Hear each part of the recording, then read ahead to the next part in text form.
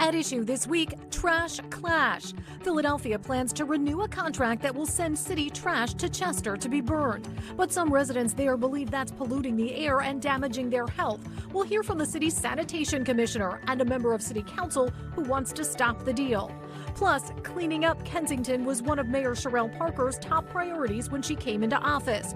We're getting an update from the city's chief public safety director on how that effort is going. NBC10 At Issue starts now. I'm Lauren Mayk. Welcome to NBC10 At Issue. Our question today, what should Philadelphia do with its trash? And should any of that trash be continued to be incinerated in Chester, Delaware County? Well, currently, Philadelphia sends about 40% of its trash to the ReWorld facility in Chester. The city's contract with ReWorld expired in June, and they have announced their intent to sign a new contract. Now, this has been a controversial issue. In May of this year, protesters gathered outside Mayor Cherelle Parker's town hall meeting in Philadelphia's Kensington neighborhood to protest the plan to send trash to Chester. The protesters said they want the practice to stop because they believe it is polluting the air and damaging residents' health. Here's what one person had to say that evening. Mayor Parker wants Philadelphia to be cleaner and greener, yet you want to trash your sister community. Joining us now to talk more about this is Philadelphia Sanitation Commissioner Crystal Jacobs-Shipman. Welcome to NBC10 At Issue. Great to see you. Thank you, Lauren, for having me. So I hope that we can break down this a bit and explain for our viewers where you are in the process and why you made the decisions that you did. Not just you, but the city and your colleagues and the leaders who were part of this decision. First of all, explain to me why the city made the decision that it did about the waste contract. Sure. So, Lauren, we are in the process of issuing contracts to the companies who have submitted responses to our proposals. We've looked at all of the different offerings that those companies provide.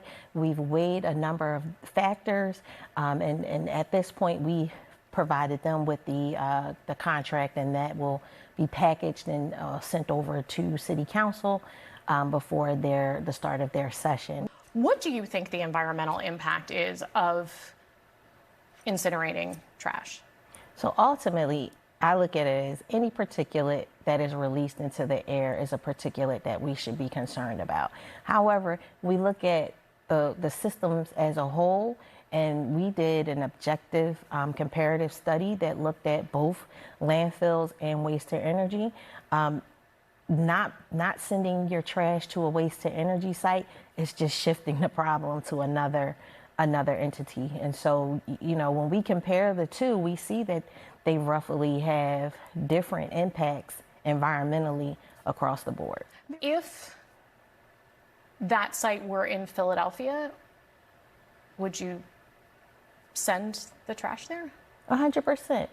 We monitor our air quality in the city of Philadelphia, just as Chester does, just as the county of Delaware does. And so if the site is functioning optimally, if that site is living up to the standards that are set by the regulatory agencies, by all means, you know, you have some places that fully rely on waste to energy. They don't even have landfilling as an option. And so the key is making sure that these facilities are operating at a standard that's either at or well below those guidelines. And in our research, we found that the Chester site is operating well below the guidelines of the regulatory agencies. They have had violations over the years. I know they had one in December, for example. How does that play into your decision and evaluation of them? We look at all of those things. We consider all of those matters. And as long as ReWorld is being responsible and correcting those issues as soon as they're aware of those, with the different monitors that go off, and that's a self-reporting issue. A monitor went off that indicated that something wasn't functioning properly, and it was on them to make sure that they repair that immediately. It is a multi-year contract. Yes. Throughout that term, are you efforting to reduce the amount or increase the amount or keep the amount the same that is incinerated? The effort would be to reduce our reliance on both waste to energy and landfilling. So, and again, the way we do that is by encouraging more recycling, pulling out organics, exploring alternative methods such as anaerobic digestion. But specifically in that contract, when you look at what that Reworld contract is going to look like, it's what, 4 years, and then there's a 3-year option? Correct. Is that right? Yes. So over the first 4 years of it, will the amount of waste that's sent there, the amount of waste that is incinerated, will it go down from whatever level it starts at over those 4 years? The goal, again, I can't speak to the specifics of the contract because we're still negotiating those. But what does the city want? The goal would be to have less reliance on both of those traditional disposal methods. Over the 4 years? Over the 4 years, yes. How much would you want it to go down? I can't give you that exact number, Lauren. I wish I could, but while we're going through the negotiation process, it would not be fair to our contractors or the contractees for me to give you the specific number. But I will promise you this, as soon as we get that ordinance to City Council, we can share that. What to do with the city's waste was a major topic at a City Council hearing in April. Councilmember Jamie Gaudier has proposed a bill that would prohibit the city from contracting with a company that incinerates its trash or recycling. And Councilmember Gaudier joins us now in studio to give us her perspective. She represents District 3 in the city of Philadelphia. Welcome. Great to see you. Thank you. Thanks so much for having me. So this has been an issue that I know you've cared a lot about and you've spent a lot of time on, and you have been pushing the city not to ban burning its trash in any way. We now know that the city intends to award this contract and is working on it now. Where does that leave you now? What are your next steps? First, I'll say I am so disappointed in this decision. To me, it goes against our values as a city. We are the city of brotherly love. It goes against the mayor's own platform and goals of being the cleanest, greenest city in America. And it goes against what we heard Mayor Parker say on the campaign trail when she called out another candidate for his callous and racist comments on the Chester incinerator. So very disappointed and somewhat shocked that, this decision was made. But at this point, I am working with my colleagues to get us to do the right thing as a council body. We've let the RFP process play out. We've seen the mayor make her decision. I think it is a disappointing decision. It's a decision that would continue Philadelphia's complicity in environmental racism in Chester. And so if the mayor's not going to do the right thing, if the mayor's not going to uphold her campaign promise, it's up to City Council to do the right thing. And I'm going to be working with my colleagues to get them to vote this contract down and to pass the Stop Trashing Our Air Act. So a couple things. First of all, on the bill, the Stop Trashing Our Air Act, which was your legislation, there weren't enough votes on that. You knew that, and it didn't actually take a vote, but you knew that it didn't have enough votes at the time. So given that, why do you think that you'll be able to garner enough support to vote down the contract? Sure. So I winded up holding the bill. I thought it was more strategic for, me and my coalition to keep the bill in place as opposed to letting the bill die on the floor. And my understanding of my colleagues' position on the bill was that they wanted more time for the process to play out. They knew that we were in the middle of an RFP process. I think they believed that the mayor and our Clean and Green director, Carlton Williams, and Commissioner Shipman were going to work in good faith with City Council, with my office. And so I think my colleagues wanted some time for all of that to play out. At this point, we see where we are. Despite the advocacy from a broad coalition of environmental activists, people in Chester, people in Philadelphia, Mayor Parker and her team has decided to go again with another contract for Reworld, the largest industrial polluter in our region, against the wishes of so many. And I think that that I'm hopeful that now that my colleagues have seen it play out, they will understand that it's up to us to do the right thing. The other thing about this is we would not be leaving the city of Philadelphia without a means of waste disposal. There was always another alternative on the table, which made this even more disappointing. We already landfill about 60% of our trash. The immediate alternative right now is to landfill the remaining 40% of our trash that we've been burning at the Reworld incinerators, with the largest amount of that trash being burned in the city of Chester. So when I was speaking to Ms. Shipman about this and about what the contract is going to look like, she did tell me that the goal would be to decrease the amount that would be incinerated over the life of the contract. Would that be encouraging to you? No, that is not good enough, and that does not uphold either our moral responsibility for our neighbors in Chester, for people who have to breathe dirty air in Philadelphia, and it would not uphold our responsibility to the environment. What I also want people to think about is that toxic air, toxic ash is not obeying county borders. It's coming into Philadelphia too. It's a part of the reason why we were crowned the asthma capital of the country. And I want people to think also about the wildfires a few weeks ago, right? I want to step on that asthma thing though, because I have heard that a couple times, and I think it can be confusing for people, because I know that the group that names the asthma capitals, that has to do with most challenging places to live if you have asthma. It's not a causation. Okay. It is true that 1 in 5 children here in Philadelphia have asthma. That is the truth. It is true that Philadelphia a few months ago received an F on its air quality. That is the truth. And it is true that the American Lung Association said that one of the best things that Philadelphia could do to improve its air quality and for public health is to stop burning our trash. And in fact, the American Lung Association endorsed the Stop Trashing Our Air Act. I understand there's a number of different factors. I just want to make sure, because it can be confusing for people and also dangerous to make ties without a specific study that ties a specific site to specific outcomes, which is not something we have at this time. It doesn't negate the fact that air quality affects people and affects people with asthma. We reached out to Reworld. A spokesperson tells me Reworld is committed to operating its Chester facility safely, transparently, and in full compliance with all applicable environmental regulations.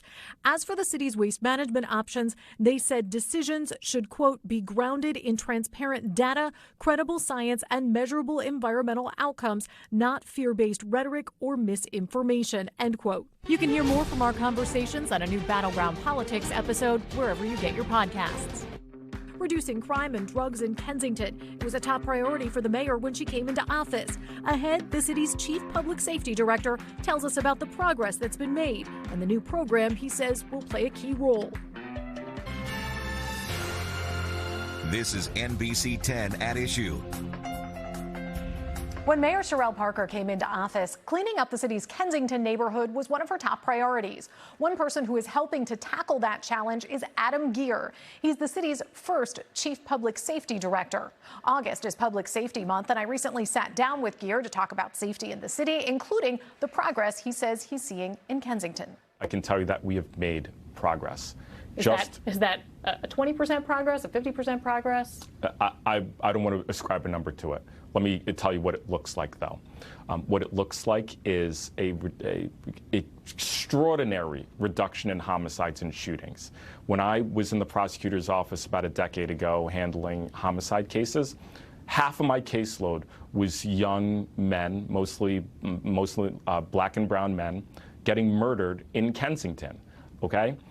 That number is precipitously dropped to the point where one of the Kensington districts is now out of the top 10 of the most violent districts we see in the city. It's not even in the top 10. That means less gunshots ringing out in the middle of the night, sometimes in the day. That means less crime tape, less trauma, less. That is resetting a norm. We know that when the mayor came in, the street count in the Kensington footprint that they go through every Monday, and they count the number of individuals who they see on the street, used to approach 1,000. Last Monday, it was about 350 or so. So that's a 66% reduction. That is something that you can see, you can feel, you can touch. Let me ask you about the wellness court there that you're involved with. The mayor's 5-year budget, I believe, puts $26 million into the Kensington Wellness Court through 2031. Right. Describe for those who don't know what the process is of getting there. How does someone end up in wellness court, and what choices do they have? So there's the track of just like Kensington Wellness Sports Center is open to anyone. Mm-hmm. Anyone in the city. And that's what you were describing, where people can come in and use those resources. That's right. Now, the wellness. That's one track. That is one track. The wellness court model right now is operating 5 days a week with intakes on Tuesdays, Wednesdays, and Thursdays. So it's on Tuesdays, Wednesdays, and Thursdays, there's a person who's engaged in a crime, whether it's openly using drugs, whether it's obstructing a highway, something of this nature. They can be arrested for a summary offense, and they're taken to the Wellness Support Center in the morning. First person they see when they walk through the door is a Penn medicine nurse who is an expert in substance use disorder. They evaluate the person. They make sure that the person is well enough to continue to proceed. If not, there's a hospital directly across the street which they will be taken to. But then they immediately go into the system. And what you'll see if you visit is our triage room, which has, again, the Defenders Association, DBHIDS, a housing insecurity specialist, doctor, right? Everyone is in the same room looking at a board with the individual's name saying, how are we going to help this person? What do they need? Who do they need to speak to? Do they want to engage in services? We're finding that that folks are wanting to engage. Right? The reputation of Kensington Wellness Support Center and what we're doing is starting to take hold in this population. And so folks are getting in front of a judge that afternoon. The judge is incredible. She wants these folks to succeed. She wants these folks to be healthy. And we're seeing completions where we would have picked someone up on the summary offense, and they look really, really, really rough, for lack of a better way of putting it. They are close to death, living on the streets. And then in a matter of a month, you would not recognize that person standing in court to the ovation of all of the folks in the program, of the court staff, of the judge applauding this person as they continue to go on their journey. And so that's about how long it takes them, a month for that process? It depends on the person. Okay. But we meet the people where they're at, and we take time with them. How do you know you're done with the program? I mean, if you talk to folks who are in addiction, you're never truly done, right? You're never truly done. So, how do you mark it, though, when you say somebody is, you have to keep statistics, somebody's gone through this program? How do you mark it? Sure. So there's completions and that's up to the judge. Okay. So the judge, and we absolutely keep those numbers. The judge for the Wellness Court program will mark when a case is complete. Okay. And that looks like, they're either in inpatient successfully or out wherever they're at, and they're steady, and then they will be marked as complete. But I certainly view everything we're doing as positive work. So, and how many people have gone through that process and completed it? We'll get you the numbers specifically, and that number continues to increase as we scale up. And it was a pilot program up until several months ago. Now we're fully staffed. We have our full contingent of folks working there, about 15. So really the work has started in earnest a couple months ago in terms of being full scale, bring folks in. We're only seeing our numbers continue to increase, not only in completions, but just in bringing folks in and engaging them in delivering services to people. Gear's office did get back to me with statistics about Wellness Court. They say 106 individuals formally enrolled in the court program, and that so far 21 of them have successfully completed the program as deemed by the court. Still ahead, a new poll has warning signs for President Trump and his party as we head toward the midterms. See where voters stand with less than 100 days to go, right after a quick break. This is NBC 10 At Issue. We're back now with the Decision 2026 update, and we are now less than 100 days out from the midterm elections. A new poll from Quinnipiac University is giving us a look at voters' views as campaign season revs up. Now, the poll shows 32% of registered voters approve of the way Donald Trump is handling the job as president, while 58% disapprove, with 10% not offering an opinion. Now, that 32% approval is an all-time low approval rating for President Trump in a Quinnipiac University poll.